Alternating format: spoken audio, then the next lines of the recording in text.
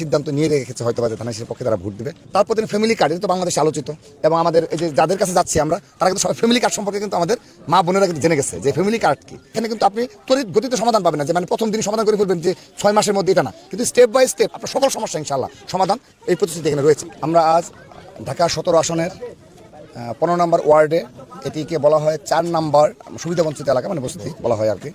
তো এখানে আমরা সেই দুপুর থেকে ওই থানা থেকে শুরু করে আমরা অনেকক্ষণ প্রচারণা চালিয়েছি। তো এই প্রচারণায় আমরা ইতিমধ্যে প্রায় 1000-এর অধিক লোকজনকে কানেক্ট করতে পেরেছি, এবং সেখানে সবচেয়ে উল্লেখযোগ্য যে বিষয়টা, আপনারাও নিজের সাক্ষী রয়েছেন, সবার অ্যাপ্রোচিংয়ে মনে হয়েছে যে আল্লাহর রহমতে সবাই আগে থেকে সিদ্ধান্ত নিয়ে রেখেছে হয়তো বা ধানের পক্ষে তারা ভোট দেবে। কিন্তু এখানে আমরা যেটা প্রচার করছি বিশেষ করে,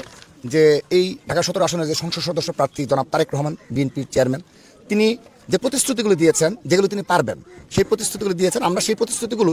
আমরা পৌঁছে দেওয়ার চেষ্টা করছি। তিনি সুবিধাবঞ্চিত এলাকায় বলেছেন যে নগর স্বাস্থ্য কেন্দ্রের বিষয়টা সামনে নিয়ে এসেছেন, যেগুলো অতীতে আসলে কেউ এইভাবে সামনে নিয়ে আসেন এইসব এলাকা বিশেষ করে।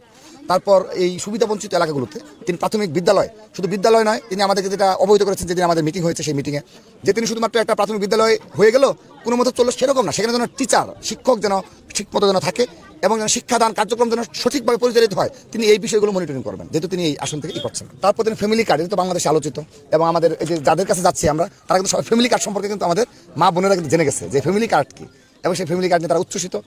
এবং তিনি নিশ্চিত করেন স্বাস্থ্যসম্মত বাসস্থান নির্মাণে যেটা তিনি প্রতিশ্রুতি দিয়েছেন স্টেপ বাই স্টেপ, হয়তো বা তিনি তার প্রথম দিন তার পারবেন না, এসেই বাজেটের সাথে একটা বিষয় আছে, তিনি আমাদের বলেছেন যে বাজেটের সাথে প্লাস সার্বিকভাবে অনেকগুলো বিষয় থাকে, সেগুলো দেখে তিনি স্টেপ বাই স্টেপ এমনভাবে তিনি পরিকল্পনা সাজাচ্ছেন যেন একটি নির্দিষ্ট সময়ের পর অধিকাংশ সুবিধাবঞ্চিত এলাকার মানুষ যেন এই বাসস্থানের সুবিধায় চলে আসে। যেন এই বিষয়টা তিনি, আর হলো ডে কেয়ার সার্ভিস, পানি সরবরাহ বৃদ্ধি, এই বিষয়গুলো তিনি প্রতিশ্রুতি দিয়েছেন। আমরা অতীতে দেশনেত্রী এবং খালেদা জিয়ার সময় দেখেছি তিনি যে প্রতিশ্রুতিগুলো দিতেন, তিনি তা রক্ষা করার চেষ্টা করেছেন একদম হাতে ধরে ধরে। তো আমরা জেনেছি, এবং তিনি আমাদের এই অত্র অঞ্চলের যে ঢাকা 17 আসনের সংসদ পদপ্রার্থী জনাব তারেক রহমান, এবং তিনি আমাদের সাথে যখন মিটিং হয়েছে, তিনি নিশ্চিত করেছেন যে এই সবগুলো বিষয় তিনি দীর্ঘ সময় নিয়ে অ্যানালাইসিস করে তারপর তিনি লেখার অনুমতি দিয়েছেন, টাইপ করার অনুমতি দিয়েছেন, যেন তিনি প্রতিশ্রুতি রক্ষা করতে পারবে সেই প্রতিশ্রুতি দিয়েছে। কোনো আধিক্ষেতা কিংবা কোনো বাড়তি কোনো কিছু বলা, যে ভোটের জন্য শুধুমাত্র বলা, এরকম কোনো কিছু তিনি বলেননি। তিনি বললেন যে 4000 টাকা তিনি বাসা ভাড়া দেয় এখানে, তারপর হলো থাকা খাওয়া, তাদের যে সমস্যা, এটা যারা থাকে, যার সমস্যা সে বুঝে, সমস্যা তো বলতেছে, তো তখনই তো আমরা তার যে প্রতিশ্রুতি আমরা তো এখন সমাধান করে দিতে পারবো না, বাট তিনি যদি জনগণের ভোটে সংসদে নিতে হতে পারেন আল্লাহর রহমতে, তাহলে তিনি এই বিষয়গুলো